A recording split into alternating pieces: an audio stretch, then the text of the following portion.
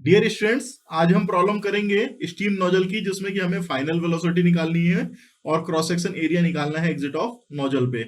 तो प्रॉब्लम जो दी हुई है इसमें लिखा हुआ है steam eight A pressure of 10 bar and 0.9 dryness section discharge through a nozzle. तो जो स्टीम की कंडीशन है शुरुआत वाली, उसका प्रेशर दिया हुआ है जिसे कि हम P1 बोलते हैं, और स्टीम वहां पे वेट कंडीशन की है, क्योंकि स्टीम तीन तरह की होती है जैसा कि हमें पता है, wet, dry and super heat. तो यहाँ पे जो कंडीशन है स्टीम की शुरुआत वाली, वो वेट स्टीम है। Having a throat area of 450 mm square, if the back pressure is 1 bar, find for the maximum discharge condition final velocity of steam. Second, अपने को निकालना है cross section area at the exit of nozzle. तो ये हमको दो parameter निकालने हैं यदि ये कंडीशन दी है। तो थ्रॉट का एरिया भी दिया हुआ है और बैक प्रेशर भी दिया हुआ है। तो सबसे पहले जब भी हम न्यूमेरिकल शुरुआत करते हैं तो डेटा गिवन लिखते हैं।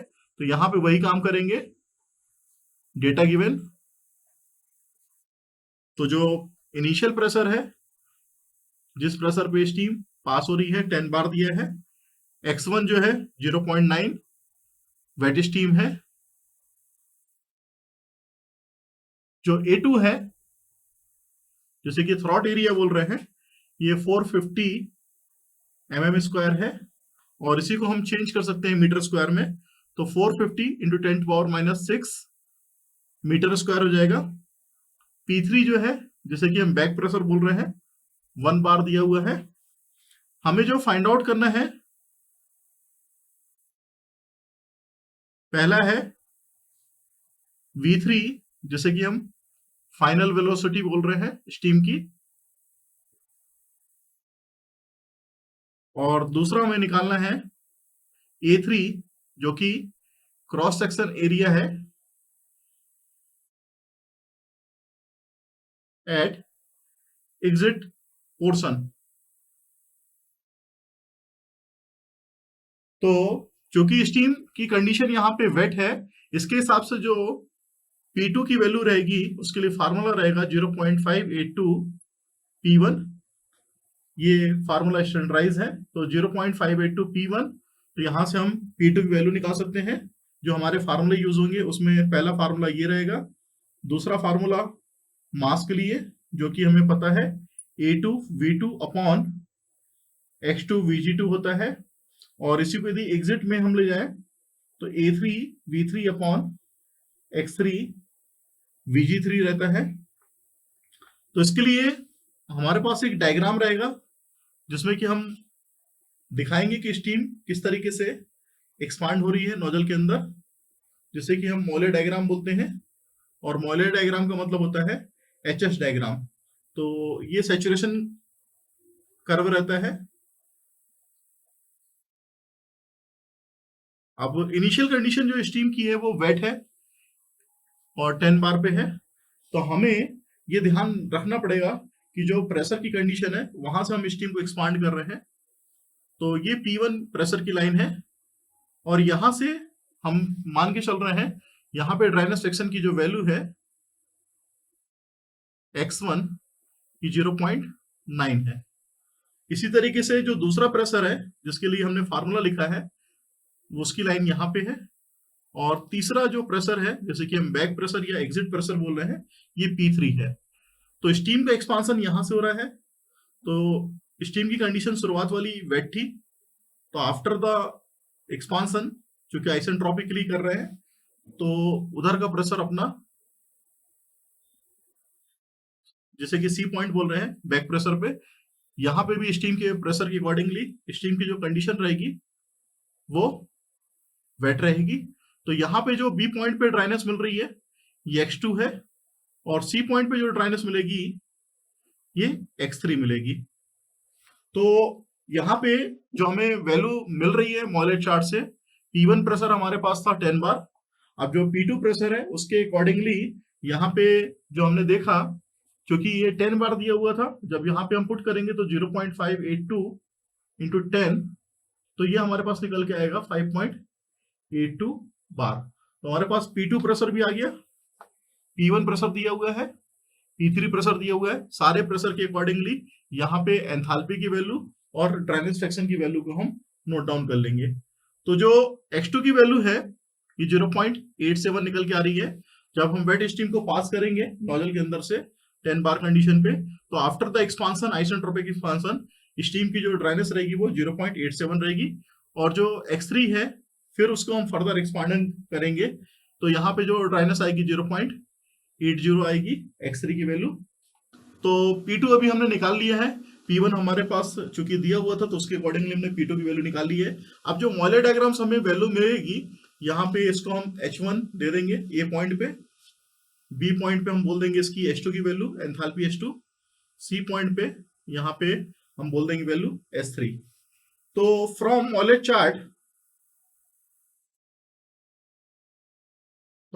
चार्ट हमें जो वैल्यू मिल रही है वो H1 की वैल्यू है 2580 किलो जूल पर केजी, H2 की जो वैल्यू है 2485 किलो जूल पर केजी, S3 की जो वैल्यू है 2225 किलो जूल पर केजी, ऐसा हम मॉलेर डायग्राम से देख रहे हैं।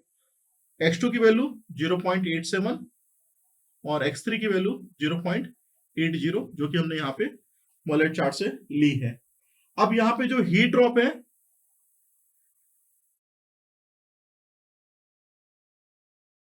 हीट ड्रॉप हमें यहाँ पे निकालना है between of inlet to exit. Inlet और एग्जिट के बीच में हमें हीट ड्रॉप निकालना है। तो ये हीट ड्रॉप हम S3 के नाम से, HD3 के नाम से लिखेंगे, और HD3 का मतलब होता है H1 माइनस ऑफ S3। और H1 की वैल्यू हमारे पास है 2580, इसको यहाँ पे लिख देंगे। और जो S3 की वैल्यू है ये है 2225 किलो जूल पर केजी। तो जो HD3 की वैल्यू निकल के आएगी वो आएगी 355 किलो जूल पर केजी। तो इसके अकॉर्डिंग हम वेलोसिटी निकाल सकते हैं V3 की वैल्यू, जो हमें जरूरत है 44.72 अंडर रूट ऑफ HD3। तो V3 is equal to 44.72, HD3 की वैल्यू है 355। तो V3 की जो आंसर निकल के आएगा ये आएगा 842.6 मीटर पर सेकेंड। ये एक आंसर हो गया जो हमें चाहिए था। इसी तरीके से स्टीम टेबल से हम Vg2 और Vg3 की वैल्यू भी निकाल सकते हैं। तो यहाँ पे लिखना पड़ेगा फ्रॉम स्टीम टेबल्स Vg2 की वैल्यू, जो कि हम स्टीम टेबल से देख पा रहे हैं 0.3254 मीटर क्यूब पर केजी है। ये प्रेशर P2 पे है तो 5.82 बार। और Vg1 की जो वैल्यू है 1.694 मीटर क्यूब पर केजी है। ये pressure P3 is equal to 1 bar पे है। तो जो HD3 है वो हमारे पास निकल के आ चुका है। अब जो HD2 है उसके लिए formula H1 minus of H2 लगा देंगे। तो H1 की वैल्यू हमारे पास 2580 है, माइनस ऑफ H2 की वैल्यू 2485 है। इससे हमारा HD2 निकल के आ जाएगा, और HD2 की वैल्यू आ रही है 95 किलो जूल पर केजी। अब जो हमें V2 निकालना है उसके लिए फार्मूला रहेगा 44.72 अंडर रूट ऑफ HD2। तो यहाँ पे V2 की जो वैल्यू आ रही है वो 436 मीटर पर सेकेंड आ रही है। अब हमें निकालना है एरिया। तो एग्जिट एरिया निकालने के लिए हमें इक्वेशन इस्तेमाल करनी पड़ेगी, जैसा कि हमने यहाँ पे लिखा हुआ है। तो यहां से हम फार्मूला लगा के इक्वेशन निकाल लेंगे। चूंकि हमारे पास V2 पता है, हमें A2 जो है यहाँ पे दिया हुआ है, क्वेश्चन में भी दिया हुआ है।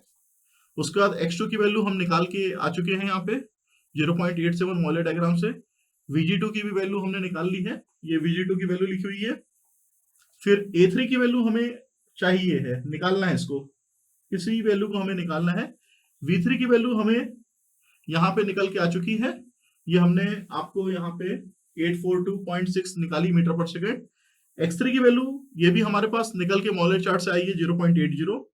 Vg3 की वैल्यू ये यहाँ पे दी हुई है, हमने अभी इसको कैलकुलेट किया था, Vg3 की वैल्यू 1.694 P3 प्रेशर पे। तो सिर्फ एक ही पैरामीटर जो है वो अननोन है, जिसे कि हम A3 बोल रहे हैं। तो इसी क्वेश्चन को हम लेके साथ में चलेंगे और यहाँ पे पुट करेंगे। तो 450 इंटू 10⁻⁻6 जो कि A2 है। फिर V2 की जो वैल्यू है हमारे पास, हमने जो अभी निकाली थी थोड़ी देर पहले, तो V2 की वैल्यू 436 मीटर पर सेकेंड है। X2 की वैल्यू हमारे पास 0.87 है।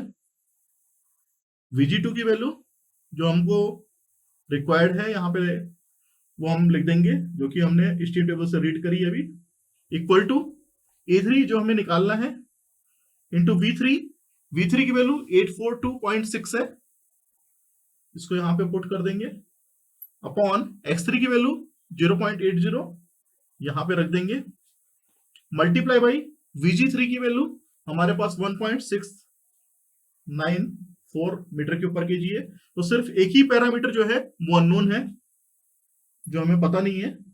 A3 इज इक्वल टू, यहाँ पे जो वैल्यू निकल के आ रही है 1114 इंटू 10⁻⁻6 मीटर स्क्वायर। और यदि इसको हम मिलीमीटर स्क्वायर में लिखना चाहें तो 1114